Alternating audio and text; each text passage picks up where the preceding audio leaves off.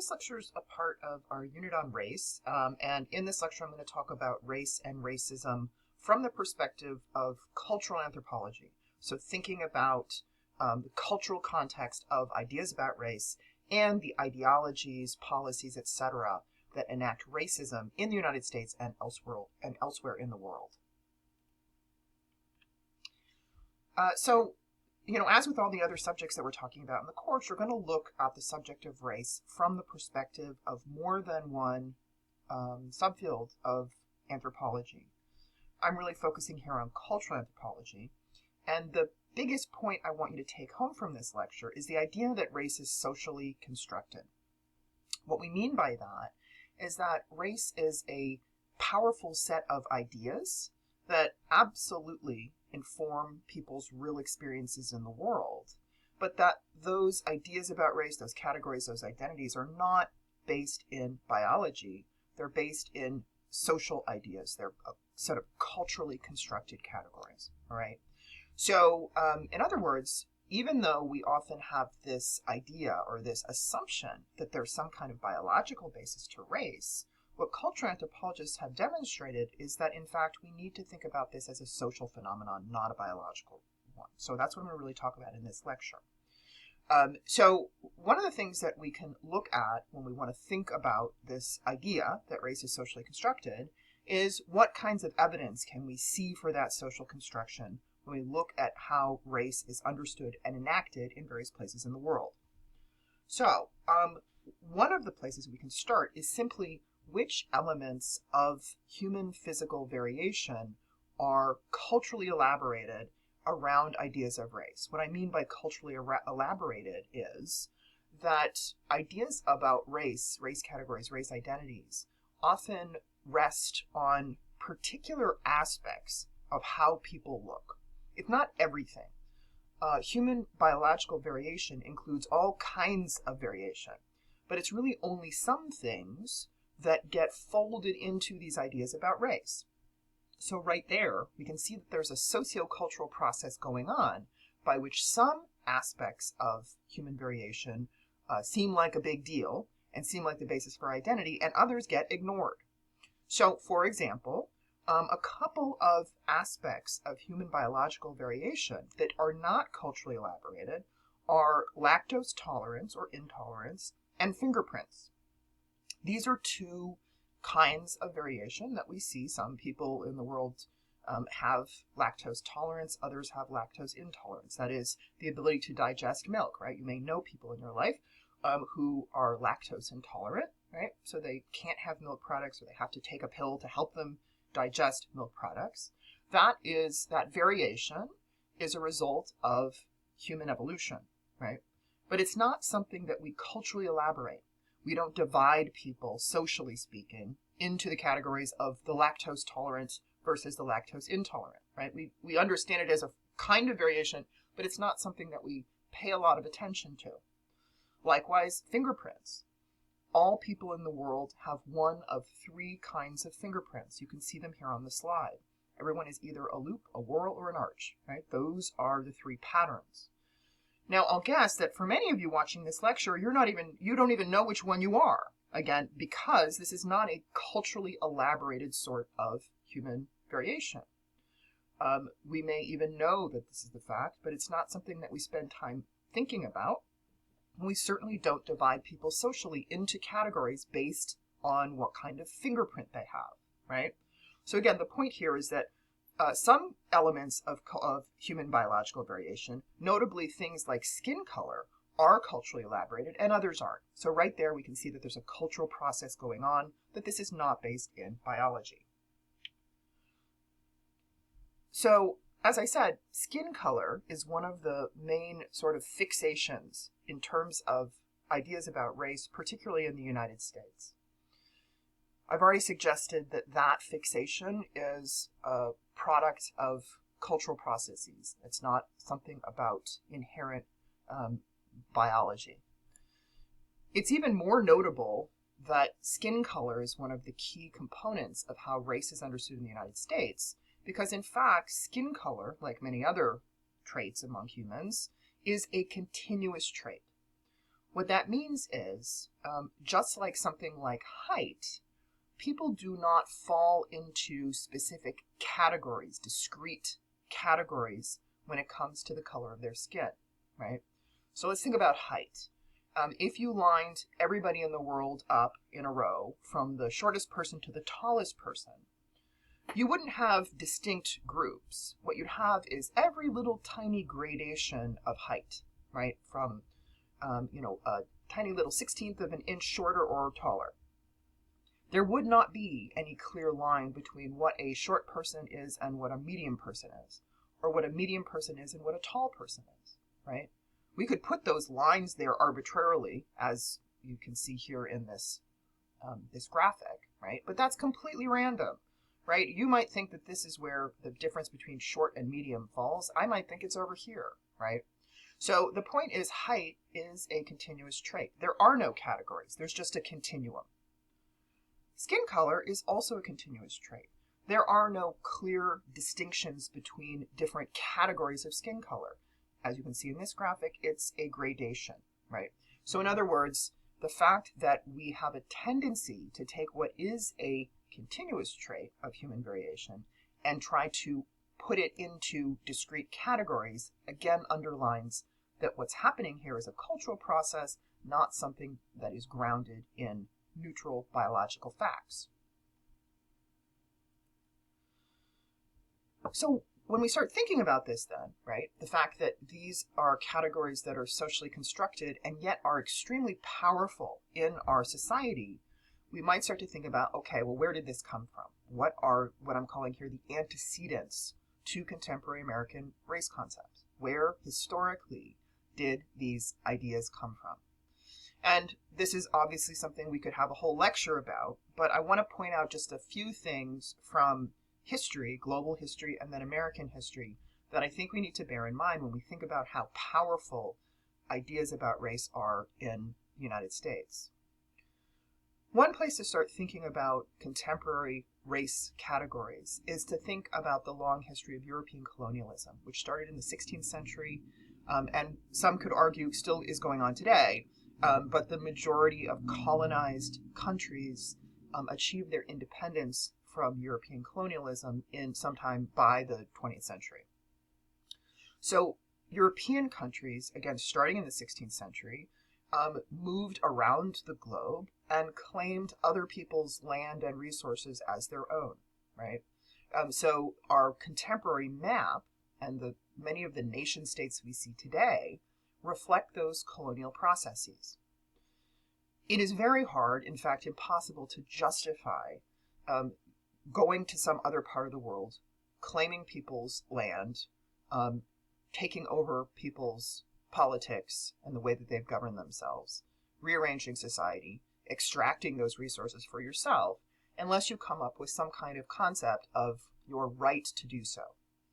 So European colonialism rested on this idea that there was a hierarchy of civilizations. And some civilizations, notably European civilizations, were better than other civilizations in the world, and therefore had some kind of divine right to engage in these violent extractive policies and practices that they did during the colonial era. So we already have this sort of groundwork of making distinctions between people based on their appearance, their where they live in the world, the nature of their societies, and the idea of the value of different societies and their right to exist on their own terms. Alongside European colonialism, there was also, of course, the transatlantic slave trade, where European colonizers enslaved people of African descent, who were then used as labor in the Americas, throughout the Americas, including the United States. Again, it is not possible to justify this kind of cruel, brutal, inhumane treatment of others. And so, again, the idea that there was a hierarchy of peoples, some with more value than others, was one of the fictions that was used to justify the slave trade, to justify the enslaving of human beings. So again, if we're thinking about where did some of these ideas come from that continue to have power in the United States, we need to think about this sort of era of violent, inequitable treatment of different populations of people around the world. Now, I'm sure some of you have had American history courses where you also learned about the fact that even after the end of slavery in the United States, racist ideologies and practices continue to be very powerful in this country. A couple of examples here on the slide. One is the eugenics movement, which was a sort of political and ideological movement that began in the late 19th century and continued well into the 20th century. That again was founded on this idea that there were different categories of people with different values. And it was often based on this idea that you could sort of measure people's bodies, or something about the shape of people's bodies reflected something about their inherent worth. That was an ideology, in fact, that came to deeply influence the Nazi movement in Germany in the 1930s. In the US itself, there was the ongoing inclusion of racial segregation laws long after the end of slavery proper. These were sometimes called Jim Crow laws, and they, again, continued into the 1960s for African American people to be kept out of certain spaces. You see this slide here. There were separate bathrooms, etc., right? So that idea, that this ongoing idea of distinct racial categories, and more so that needed to be separated from one another, continued to inform those ideas about race and what race categories were. Now, how does anthropology come into this whole set of issues? One place to start with the role of cultural anthropology in this set of conversations about race is with an anthropologist named Franz Boas. For many anthropologists, he is considered a key founder of modern American cultural anthropology. He started working in the late 19th century, and as a cultural anthropologist, a lot of his research was focused on Native North Americans, particularly in the northwestern part of the country. Boas firmly rejected any biological explanations for human difference, or as meaningful in terms of things like racial categories. Instead, Boas was one of the key people to put forward this idea of cultural relativism that we've talked about earlier in the course. The idea that all people everywhere in the world are equally complex, valuable, worthy of our attention and interest, etc. So this idea at the time, which of course this is something that seems more like a standard idea right now, but was a much more radical idea when Boas started first putting it forward.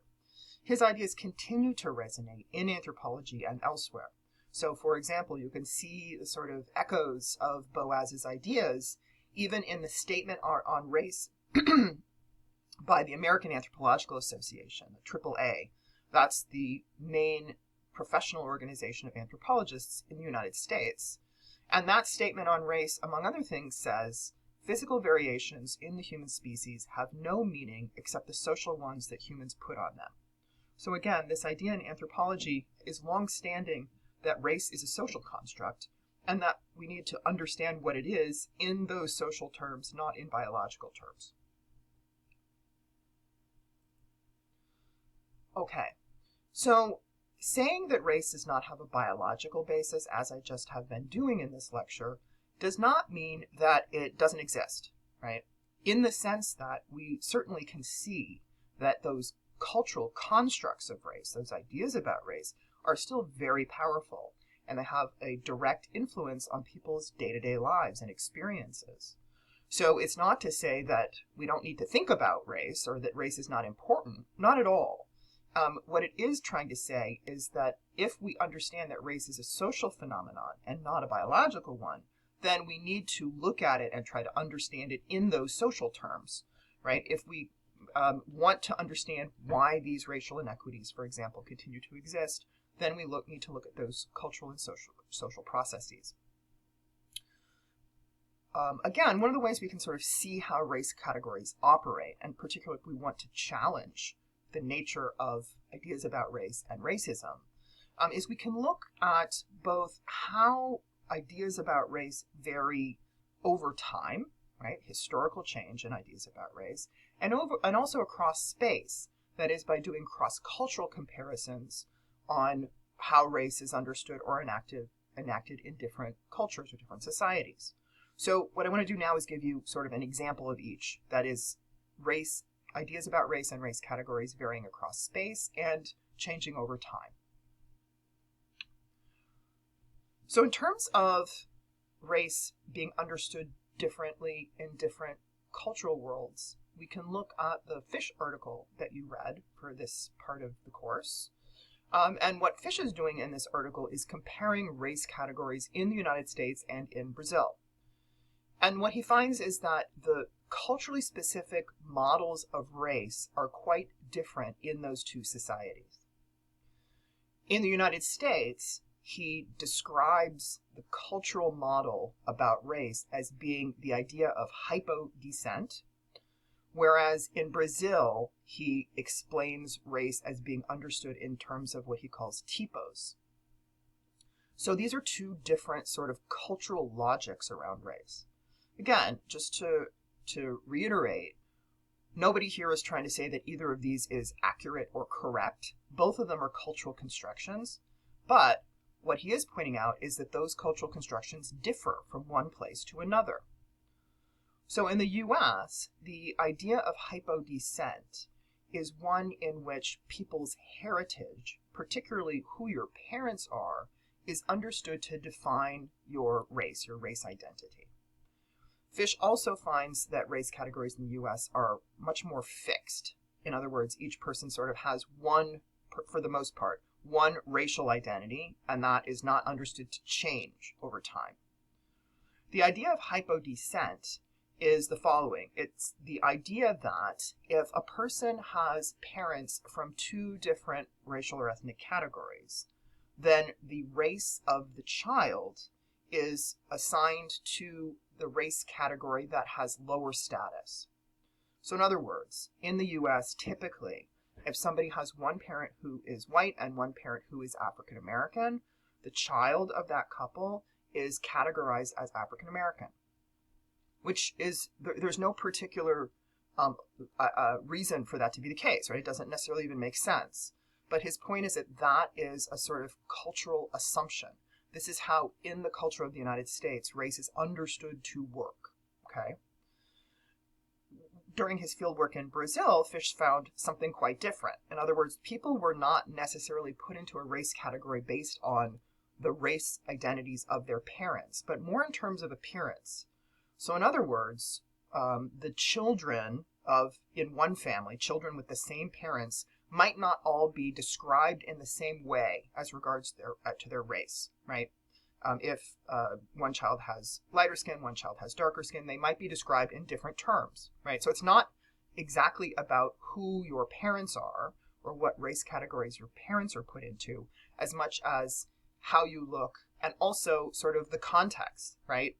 Because Fish found that also in distinction from the United States, that these Brazilian typos were more flexible. In other words, that people might be described differently on different days or by different people. So it was not so much a fixed identity based on heritage as it was a flexible identity based on appearance. Now, to be clear here, Fish is not saying that Brazil is some kind of utopia where there are no inequities based on race. In fact, we know there's lots of evidence that there is racism in both societies. However, if we want to understand, again, the nature of that racism, we need to understand what the specific cultural model is by which people divide others into categories. So that Fish article is an example of cross-cultural comparison of cultural models of race. As I said, the other place that we can look to see how race categories are constructed and how they operate is to look at historical change over time. One place to do that is to look at the U.S. Census form. The U.S. Census form is interesting because it has been consistently used, for the most part, with a few exceptions, since the late 19th century. The census has been done every 10 years in the US. And from the very beginning of the census, it has always included a category or a question about race. So we can look across those forms from the past into the present, and one of the things that we can see there is changing ideas about race and race categories.